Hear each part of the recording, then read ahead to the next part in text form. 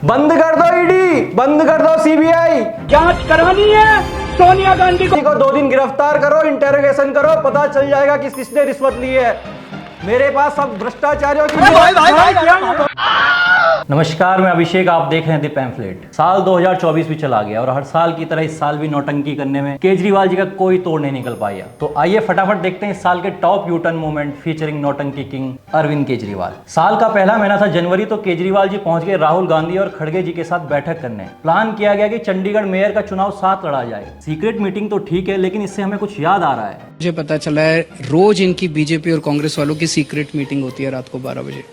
अब मेरी दोनों से रिक्वेस्ट है यार, पूरी दुनिया को पता चल गया, अब शादी कर लो तुम लोग।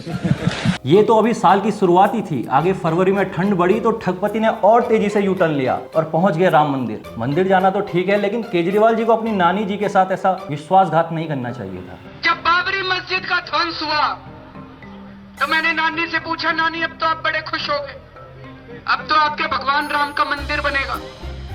कहती है ना बेटा, मेरा राम किसी की मस्जिद तोड़ के ऐसे मंदिर में नहीं बस सकता। फिर मार्च का महीना आया तो गिरगिट ने खतरनाक रंग बदलते हुए हिंदू शरणार्थियों को ही घुसपैठिया बता दिया। और इसका जवाब गृह मंत्री अमित शाह ने क्या दिया, आप सुनिए। दिल्ली के मुख्यमंत्री अपने भ्रष्टाचार के उजागर होने से अपना आपा खो बैठे। उनको मालूम नहीं है कि सारे लोग आ चुके हैं, आज भारत में ही रह रहे हैं, सिर्फ इनको अधिकार नहीं मिला है, वो अधिकार देने की बात है। अब हिंदू शरणार्थियों के शाप से और सिसोदिया जी की शराब से हुआ ये कि मार्च के अंत में केजरीवाल जी पहुंच गए सलाखों के पीछे। अब केजरीवाल जी गिरफ्तार क्यों हुए थे ये तो हमें पता ही है, लेकिन कांग्रेस के नेताओं ने इसे अच्छे से एक्सप्लेन किया है। आप ये वीडियो देखिए।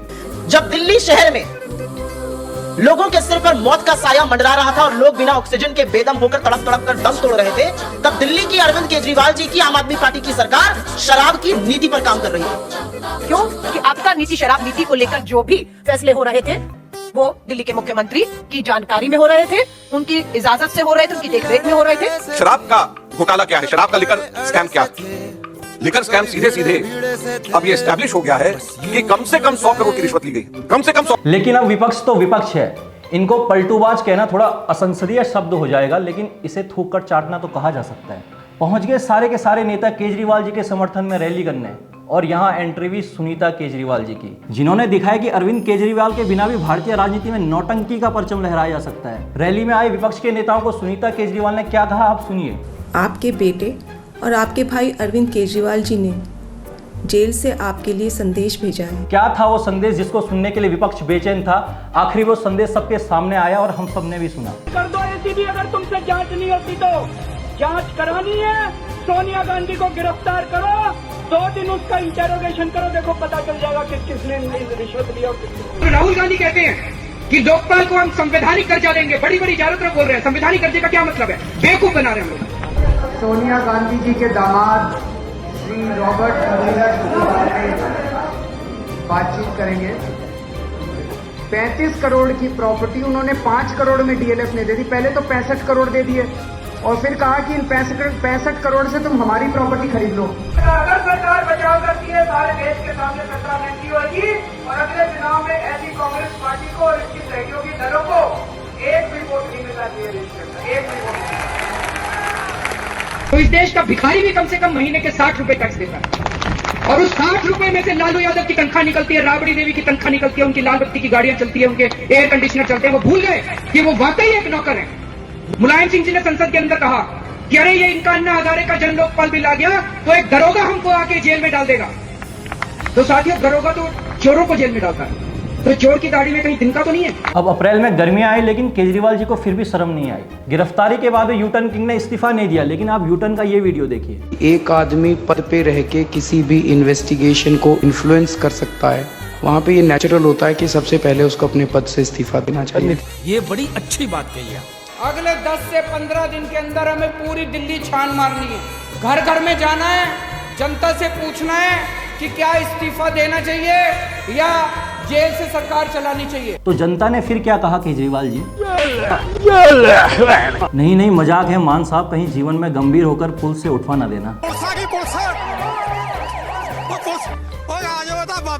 खैर, मई में सर जी को बेल मिली तो पहुंच गए चुनाव प्रचार में भाषण देने, और कहा क्या? वैसे तो केजरीवाल जी को जेल तो जाना ही था, लेकिन 7 सीट हरवाकर जनता ने भी अपनी मुहर लगवा दी कि मई के महीने में स्वाति मालीवाल ने अरविंद केजरीवाल को धृतराष्ट्र घोषित करते हुए आरोप लगाया कि उनके साथ केजरीवाल के पीए ने ही बुरी तरह मारपीट की है। और जब इस मामले में मीडिया ने केजरीवाल का पक्ष जानना चाहा तो सर जी का रिएक्शन क्या था, आप ये वीडियो देखिए। अरविंद जी, स्वाति मालीवाल के मामले में अभी तक आप कुछ बोले नहीं है।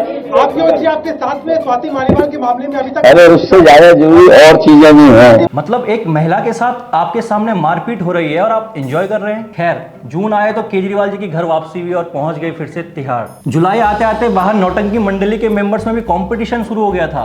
वो भी जानते थे जिसकी जितनी नौटंकी भारी उसकी उतनी हिस्सेदारी। उन्होंने केजरीवाल को रोज नई नई बीमारी के हवाले कर दिया था।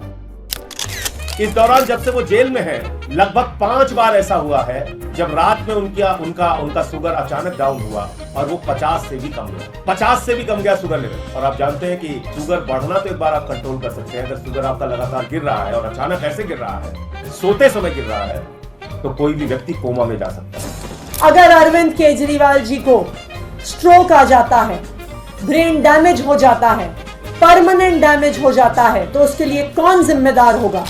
और अरविंद केजरीवाल के जो वाइटल ऑर्गन्स हैं, किडनी है, लिवर है, हार्ट है, रेटिना है आंखों का, ये सब परमानेंटली और इररिवर्सिबली डैमेज हो जाए, आप अस्पतालों में जाएंगे तो आपको बहुत सारे किडनी के मरीज मिलेंगे जो डायलिसिस पे हैं। तो अरविंद केजरीवाल जी को डॉक्टर्स ने इतने सारे टेस्ट प्रिस्क्राइब किए, इसलिए प्रिस्क्राइब किए क्योंकि सडन और अनएक्सप्लेन्ड वेट लॉस और कीटोन लेवल का हाई होना किडनी की सीरियस बीमारी का द्योतक हो सकता है, कार्डियक प्रॉब्लम्स का द्योतक हो सकता है और यहाँ तक कि कैंसर का भी इंडिकेटर हो सकता है। अरविंद केजरीवाल जी को 30 साल से शुगर की बीमारी है, अक्यूट डायबिटीज के पेशेंट हैं वो। अरविंद केजरीवाल को किसी भी प्रकार की हानि पहुंचाने के लिए तैयार है, जिसमें उनकी जान भी जा सकती है। फिर आता है अगस्त का महीना, जब शराब घोटाले के आरोपी मनीष सिसोदिया को जमानत मिलती है तो आतिशी जी ने नौटंकी की कसौटी पर खरा उतरते हुए दिखा दिया कि वे ही केजरीवाल नौटंकी कंपनी की विरासत के असली हकदार हैं। झूठे केस में 17 महीने तक। अब सितंबर का महीना आया तो केजरीवाल जी फिर जेल से बाहर आए और दिल्ली मुख्यमंत्री पद से इस्तीफा दे दिया। असल में हरियाणा चुनाव आने वाले थे तो एक महीने के लिए केजरीवाल हरियाणा का लाल बनकर सहानुभूति बटोरने चले थे। और हरियाणा में केजरीवाल क्या बोले आपको सुनाते हैं। जो कुछ भी करा मेरे साथ, हरियाणा का बच्चा बच्चा उसका बदला लेगा। लेगा कि नहीं लेगा? इन्होंने मेरे को जेल भेजा, अब हरियाणा वाले इनको हरियाणा से बाहर भेजेंगे।